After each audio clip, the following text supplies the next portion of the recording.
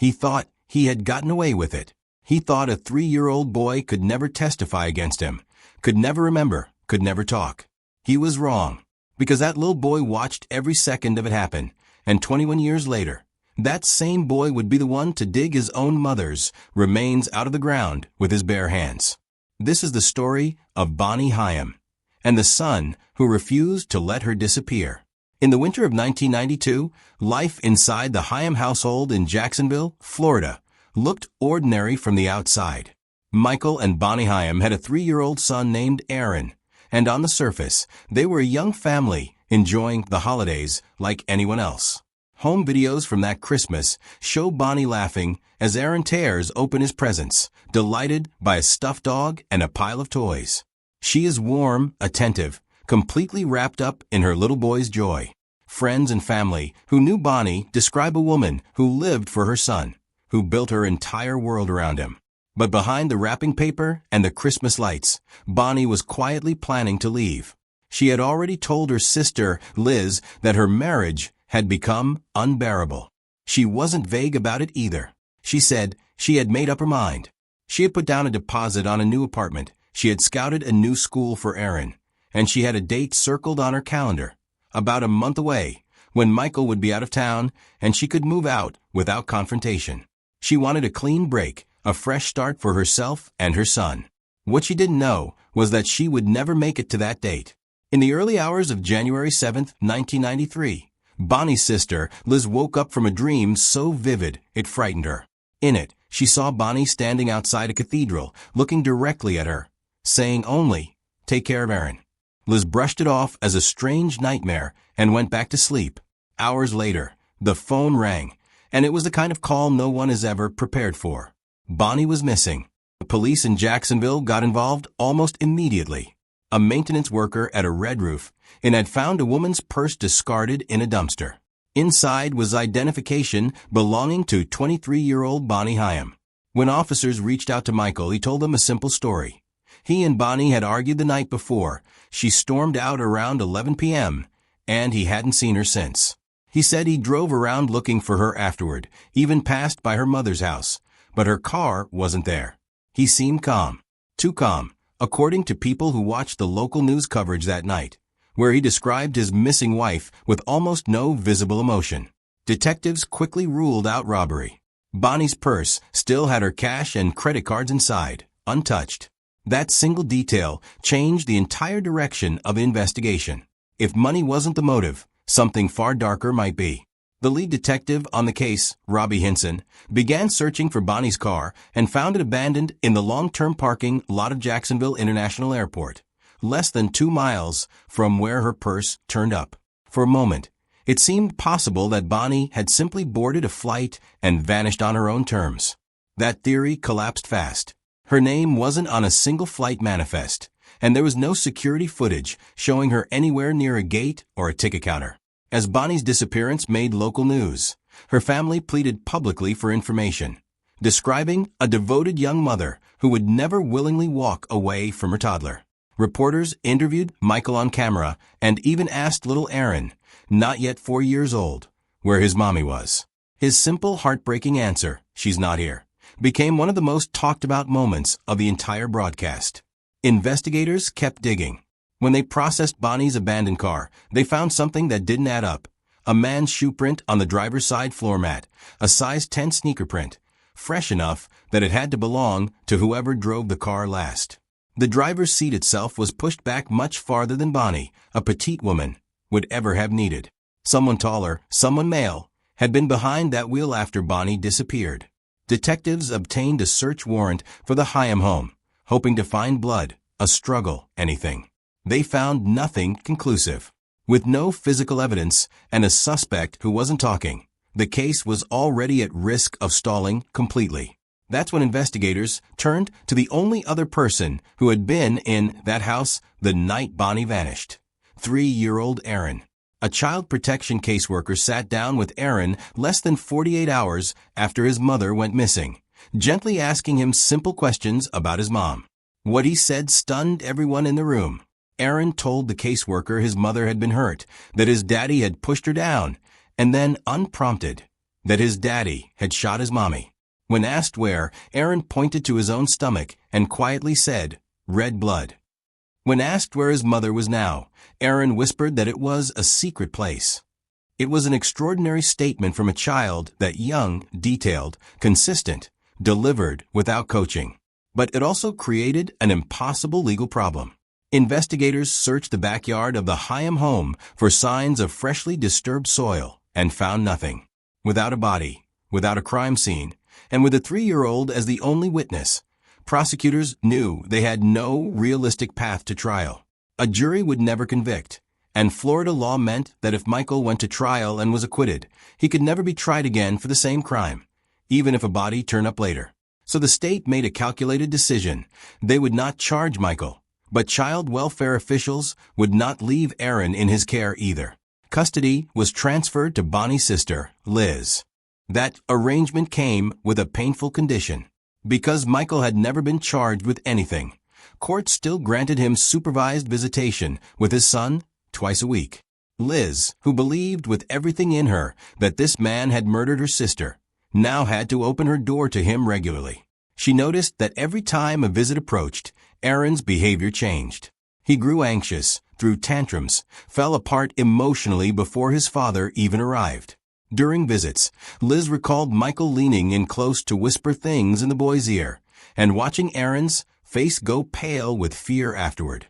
Convinced that her nephew's mind and safety were unraveling under the arrangement, Liz eventually made one of the hardest decisions of her life. She agreed to let Aaron enter foster care, specifically because it would end the mandated visitations with Michael for good. At 5 years old, Aaron was placed with a new family, Jean and Ronnie Fraser. Because Liz had successfully had Aaron classified as a protected witness, his location was kept confidential, even from her. The Frasers themselves weren't told the disturbing details of his past. To them, he was simply a little boy who needed a stable, loving home. For a while, it looked like Aaron might be able to leave the trauma behind entirely. But roughly 6 months into living with the Frasers, Aaron began talking, in fragments at first, about his father shooting his mother. His foster mother, Jean, didn't dismiss it or shush him. She listened, and eventually his stories became so detailed and frequent that she started writing them down word for word in a notebook, later sharing everything with the psychologist working with Aaron. In one recorded session, Aaron, clearly proud of his reading skills, was handed a card with something he'd said written on it and asked to read it aloud. It said he did not want his father to hurt anyone else. He then asked the social worker to read something longer he had dictated, an account describing his father shooting his mother, throwing a gun into water off a bridge, discarding her purse in a dumpster, and forcing him to help dig a hole to bury her. The notes Jean kept described something almost unbearable for a young child to have witnessed. Aaron said he'd been standing on his tiptoes at the living room window when it happened, that he silently begged his father not to do it, that afterward his father took his mother's purse and drove off with Aaron still buckled into his car seat. Alongside these accounts, Aaron had drawn a picture of the house, showing his mother in a skirt standing in front of his father, who was holding a gun pointed directly at her. Despite how specific and consistent Aaron's account remained, it still wasn't enough for prosecutors. There was still no body, still no crime scene. Aaron, however, never fully let go of the idea that his mother could be found. His foster mother remembered times when he'd ask, almost matter-of-factly, if they could go look for his mom, and she would drive him around because she didn't have the heart to say no. One time, instead of getting in the car, Aaron ran to the backyard shed and came back holding a shovel. He knew, somewhere in him, that she had been buried. He just didn't know where.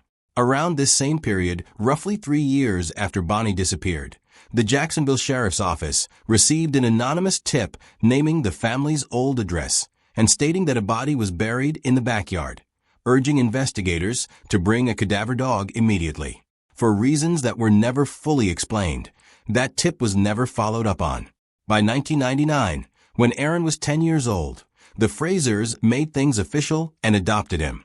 To finalize it, Bonnie was legally declared dead, and Michael's parental rights were formally terminated. Aaron Haim became Aaron Fraser. In his new family, surrounded by people who loved him without condition, Aaron finally had the chance to simply be a kid. Strangely, as the years passed, his specific memories of the murder faded almost entirely. He could recall the emotional weight of what had happened, but the actual images, the sounds, the details seemed to have locked themselves away somewhere his conscious mind couldn't reach. Watching that old Christmas video of himself and his mother as an adult, he described the strange sensation of feeling like he was watching a stranger, recognizing the emotions attached to the memory without actually remembering living it. At 18, driven by a need to understand what his own mind was hiding from him, Aaron began studying psychology and how memory works, hoping to find some way to unlock what he'd witnessed as a toddler. He even drove alone to a rural area in a neighboring county with a shovel, chasing a half-formed childhood memory of a possible burial site. Nothing came of it. Meanwhile, Bonnie Haim continued living freely, never charged, never even formally accused in a courtroom. In 2005, a new injustice pushed Aaron's family into action. Michael and his relatives attempted to claim Bonnie's old retirement account for themselves. Furious, Liz filed a wrongful death lawsuit against Michael in civil court, where the burden of proof is lower than in a criminal case. She won. The judgment meant that Bonnie's retirement funds, Michael's company shares, and the family's old house on Dolphin Avenue would legally belong to Aaron. By 2014, Aaron, now 24, found himself the outright owner of the childhood home he'd once been carried out of by police. He had no interest in living there or keeping it. He simply wanted to sell it and move on. But the house had sat neglected for years, rented out to a tenant, and once it was finally vacant, Aaron discovered just how much repair work it needed, particularly around the old backyard swimming pool and an attached outdoor shower structure, both crumbling and outdated. Rather than pay a contractor, Aaron decided to tackle the renovation himself. As he began pulling up the tile and stripping away the pool's aging structure, a thought crossed his mind, quiet but persistent, that if his mother's body was anywhere on the property, it would be near that shower. He mentioned the feeling to his adoptive mother, Jean, then pushed the thought aside and kept working. 2 weeks later, he rented a small excavator and asked his brother-in-law to help him finish demolishing the area around the pool. While digging, they struck an old pipe, causing a leak, and both men grabbed shovels to dig by hand and find the source of the water. That's when Aaron noticed a piece of plastic buried beneath the concrete slab beneath the old shower. He kept digging, and the shovel struck something inside the bag. At first, in the confusion of the moment, his mind offered an almost absurd explanation that it might be a coconut buried strangely in a bag. Then he looked closer and saw teeth. In an instant, more than 2 decades of half-formed memories, childhood drawings, whispered testimony, and a boy's insistence that no one believed, all came into terrible, undeniable focus. He called his adoptive father immediately and said only, "I found her. I found my mom." DNA testing soon confirmed what investigators already suspected. The remains belonged to Bonnie Haim. Comparing the scene to old evidence photos from 1993 revealed a chilling detail. Back then, there had been no shower pad in that exact spot, only stacked chlorine containers sitting directly above where Bonnie's body had been hidden, a placement investigators now believe was a deliberate attempt to mask the smell of decomposition and discourage anyone from ever disturbing the ground there. Along with Bonnie's remains, investigators recovered her ring, her acrylic nails, remnants of her clothing, and a spent shotgun shell casing matching a weapon once registered to Michael. Everything the young boy had said more than 2 decades earlier, the shooting, the burial, the digging of a hole, was finally corroborated by physical evidence. In August 2015, 22 years after Bonnie disappeared, Bonnie Haim was arrested and charged with second-degree murder. When investigators finally sat him down for questioning, he offered nothing, repeating only that he would not make any statements about anything. His trial began in April 2019, and prosecutors faced a genuinely difficult case. Aaron, now an adult, had no conscious memory of witnessing the murder and couldn't testify to the actual events. The evidence was almost entirely circumstantial. The defense argued that because a tenant had lived in the home for years, anyone could theoretically have buried a body there at any point. That argument fell apart when prosecutors produced a lease agreement Michael had drawn up years earlier, specifically prohibiting the tenant's dog from digging in the backyard and forbidding the tenant from ever digging there herself. The court also allowed testimony from the original child protection caseworker who had interviewed Aaron just 2 days after Bonnie vanished, confirming under oath that the 3-year-old had identified his father as the person who hurt his mother. When Aaron himself took the stand as an adult, he was asked whether he remembered his mother's touch. He said no, he had no memory of her at all as a living person. He was then asked whether the only memory he carried of his mother was holding her skull in his hands the day he unearthed her remains. He answered simply, yes. After 5 emotional days of testimony, the jury deliberated for only 90 minutes before returning a verdict. Guilty of second-degree murder, with the added finding that the crime had been committed in the presence of Bonnie's own young son. Before sentencing, Aaron was given a chance to address the court directly, and he used it to describe, in his own words, what this crime had actually cost him. He spoke about years spent sleeping with a brick under his pillow out of fear someone might come for him in the night. He described searching for his mother's grave alone as a teenager, shovel in hand, chasing memories he couldn't fully access. He said that even after his father's arrest, he lived with the fear that Michael might one day come looking for him, just as he had once threatened. He asked the court for a sentence that would guarantee he would never have to fear crossing paths with his father again, for his own safety and for the safety of his family. In May 2019, Bonnie Haim was sentenced to life in prison. Looking back on everything, it wasn't a team of detectives or a break in forensic technology that finally solved Bonnie Haim's murder. It was her own son, the boy everyone assumed was too young to understand what he'd seen, who carried the truth inside him for more than 2 decades until, almost by accident while trying to fix up an old swimming pool, he finally brought his mother home. Aaron has since spoken publicly about the importance of taking children seriously when they describe abuse or violence in their homes, no matter how young they are, because, as his own life proved, children are watching far more than adults often realize, and they remember far more than anyone gives them credit for.